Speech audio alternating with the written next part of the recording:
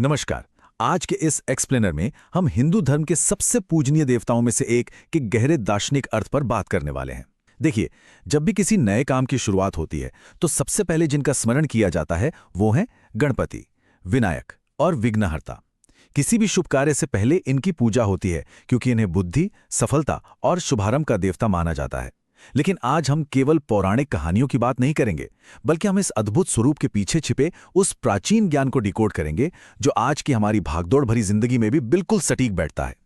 तो चलिए सीधे मुद्दे पर आते हैं। जब हम पहली बार इस स्वरूप को देखते हैं तो एक बड़ा ही दिलचस्प विजुअल कंट्रास्ट सामने आता है। जरा सोचिए, एक विशालकाय देवता जिनका सिर एक हाथी का है और उनकी सवारी क्या है, एक बहुत ही छोटा सा चूहा। देखने में ये थोड़ा अजीब और विपरीत लग सकता है ना? आखिर इसके पीछे क्या राज हो सकता है? खैर, इस रहस्य की तह तक जाने के लिए हमें सबसे पहले उनकी उत्पत्ति की उस बेहद मशहूर कथा की ओर चलना होगा। भाग 1, उत्पत्ति, सृजन और हाथी का सिर। तो पौराणिक कथाओं के अनुसार ये पूरी घटना बड़ी ही नाटकीय और तेज है। माता पार्वती ने अपने शरीर के उपटन से एक बालक का निर्माण किया और उसमें प्राण फूंक दिए। उन्होंने उस बालक को द्वार पर पहरा देने का आदेश दिया। अब जब भगवान शिव वहां आए तो उस बालक ने उन्हें अंदर जाने से दृढ़ता से रोक दिया। जाहिर है, इस बात पर शिवजी को क्रोध आ गया और उन्होंने उस बालक का सिर धड़ से अलग कर दिया। लेकिन बाद में माता पार्वती का असीम दुख देखकर शिवजी ने तुरंत एक हाथी के बच्चे का सिर लगाकर उस बालक को पुनर्जीवित कर दिया। और इसी ऐतिहासिक घटना के कारण उन्हें वो नाम मिला जिससे आज हम सब परिचित हैं, गजानन। गजानन का मतलब ही है हाथी के मुख वाले देवता। लेकिन सच कहूं तो ये घटना सिर्फ एक नाम तक सीमित नहीं है। ये असल में एक बहुत बड़ा संकेत है जो हमें ये समझने में मदद करता है कि ये अनोखा रूप वास्तव में किस बात का प्रतीक है। भाग 2, दिव्य रूप को डिकोड करना। अब देखिए, यहाँ जो ज्ञान की संरचना है ना, वो सच में कमाल की है। ये शारीरिक बनावट दरअसल हमारे लिए एक बहुत गहरा मैसेज है। वो बड़ा सिर अपार बुद्धिमानी और सोचने की शक्ति का प्रतीक है। वे बड़े कान हमें याद दिलाते हैं कि हमारे अंदर दूसरों की बात सुनने और ग्रहण करने की विशाल क्षमता होनी चाहिए। और वो छोटी आंखें, वो किसी और चीज़ की नहीं बल्कि गहरी एकाग्रता और लेज़र शार्प फोकस को दर्शाती हैं। आप इसे इस तरह से देख सकते हैं कि यह बुद्धिमत्ता और एकाग्रता के साथ जीवन जीने का एक एकदम प्राचीन कोड है। यहाँ जो दृश्य तुलना है वो और भी शानदार है। एक तरफ हमारे पास हाथी है जो अपार शक्ति और असीम धैर्य का प्रतिनिधित्व करता है, और दूसरी तरफ है उनका वाहन, वो छोटा सा चूहा यानी मूषक। चूहा जो हमेशा बेचैन रहता है, इधर उधर भागता रहता है, वो असल में हमारी मानवीय इच्छाओं, चंचलता और लालच का बहुत ही सटीक प्रतीक है। और यही वो सबसे अहम दार्शनिक पाठ है जो हमें यहाँ से मिलता है। ज्ञान और बुद्धिमानी को हमेशा मानवीय इच्छाओं के ऊपर सवार होना चाहिए। कहने का मतलब ये है कि हमारी अपार बुद्धि और धैर्य का इस्तेमाल हमारी आधारहीन इच्छाओं और लालच को पूरी तरह कंट्रोल करने के लिए किया जाना चाहिए। जब बुद्धि लालच पर हावी होती है, बस तभी जीवन में सही संतुलन बनता है। भाग 3, महाकाव्य के लेखक ज्ञान व्यवहार में।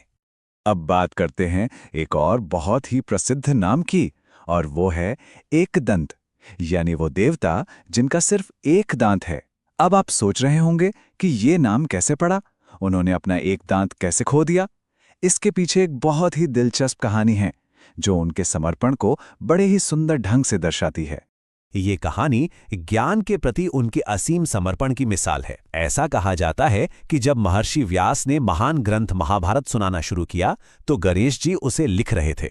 लगातार लिखते लिखते अचानक उनकी कलम टूट गई। अब ज्ञान के उस महान प्रवाह को बीच में रोकना तो बिल्कुल सही नहीं था, इसलिए उन्होंने बिना किसी हिचकिचाहट के अपना एक दांत तोड़ लिया और उसी से लिखना जारी रखा। वैसे एक दूसरी मान्यता ये भी है कि परशुराम जी के साथ हुए एक युद्ध में उनका दांत टूट गया था। लेकिन दोनों ही कथाओं में एक बात कॉमन है, ये उनकी शक्ति और ज्ञान के प्रति अटूट प्रतिबद्धता को स्थापित करती हैं। और हाँ, जब हम उनकी बात कर रहे हैं तो उनके सबसे प्रिय व्यंजन मोदक को कैसे भूल सकते हैं? पर ध्यान दीजिए, मोदक यहाँ सिर्फ एक स्वादिष्ट मिठाई नहीं है। ये इस विचार का प्रतीक है कि सच्चा ज्ञान और आध्यात्मिक आनंद अपने साथ एक बहुत ही गहरी आंतरिक मिठास लेकर आते हैं। जब व्यक्ति को आत्मज्ञान प्राप्त होता है तो उसका अनुभव बिल्कुल मोदक की उस मिठास जैसा ही होता है, एकदम शुद्ध और आनंददायक। भाग 4, गति से ऊपर ज्ञान, प्रथम पूज्य। अब यहाँ एक बहुत ही मजेदार सवाल उठता है। मान लीजिए देवताओं के बीच एक लौकिक प्रतियोगिता हो रही है कि जो सबसे पहले पूरे ब्रह्मांड का चक्कर लगाएगा वो प्रथम पूज्य कहलाएगा। तो कोई अपना घर छोड़े बिना ये दौर कैसे जीत सकता है? ये एक ऐसा सवाल है जो सीधा हमारी बुद्धि को चुनौती देता है। और इसका जो उपाय निकाला गया वो उनकी असीम बुद्धिमत्ता का सबसे बड़ा प्रमाण है।